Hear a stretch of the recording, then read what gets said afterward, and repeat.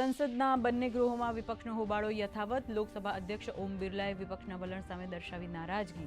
બંને ગૃહની કામગીરી 2 વાગ્યા સુધી સ્થગિત. તો આજે લોકસભામાં 2 અને રાજ્યસભામાં 1 વિધેયક ચર્ચા અને પસાર કરવા માટે સૂચિબદ્ધ.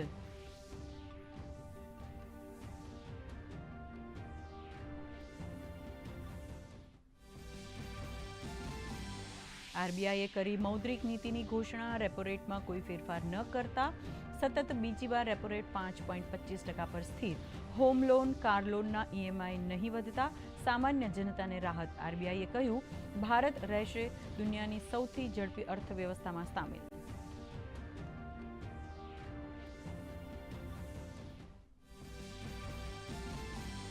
ગુજરાત મંત્રીમંડળની આજે મળી મહત્વપૂર્ણ બેઠક. કોમનવેલ્થ ગેમ્સનું બેટન અને ફ્લેગ મુખ્યમંત્રીને અર્પણ. વરસાદ અને પૂરગ્રસ્ત વિસ્તારોની સ્થિતિ તેમજ કેશ ડોલ્સની ચૂકવણી અને નુકસાનના સર્વે અંગે થઈ ચર્ચા. ચાંદીપુરા વાયરસ અંગે આરોગ્ય વિભાગની કામગીરી અંગે સમીક્ષા.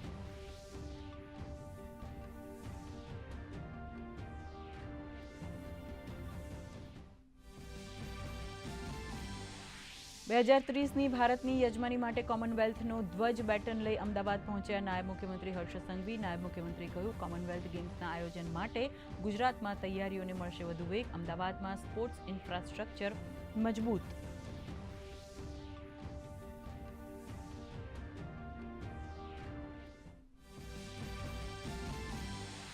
ભાજપ દ્વારા પંડિત દીનદયાળ ઉપાધ્યાય પ્રશિક્ષણ મહાઅભિયાન 2026નો પ્રારંભ. સંગઠનને મજબૂત કરવા કાર્યકર્તાઓ માટે 11 વિશેષ સત્રોનું આયોજન. પ્રથમ 3 સત્રોમાં આપણું સૈદ્ધાંતિક અધિષ્ઠાન અંતર્ગત કાર્યકરોને અપાશે માર્ગદર્શન.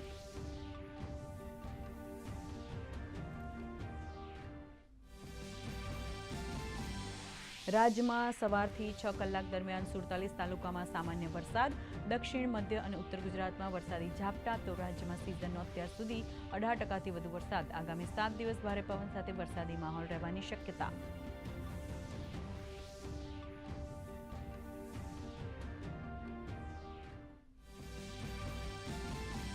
આગામી 2 દિવસ પૂર્વોત્તર ભારત અને તેના સાથે જોડાયેલા રાજ્યોમાં ભારે વરસાદનું રેડ એલર્ટ.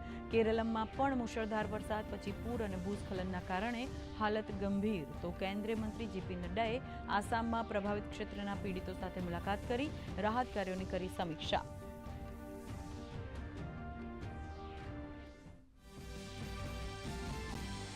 ઝારખંડમાં સતત 12મા દિવસે પણ વિદ્યાર્થી આંદોલન યથાવત. ભારે વરસાદ વચ્ચે પણ વિદ્યાર્થી ધરણા સ્થળ પર રહ્યા ઉપસ્થિત. વિધાનસભા ઘેરાવની તૈયારી.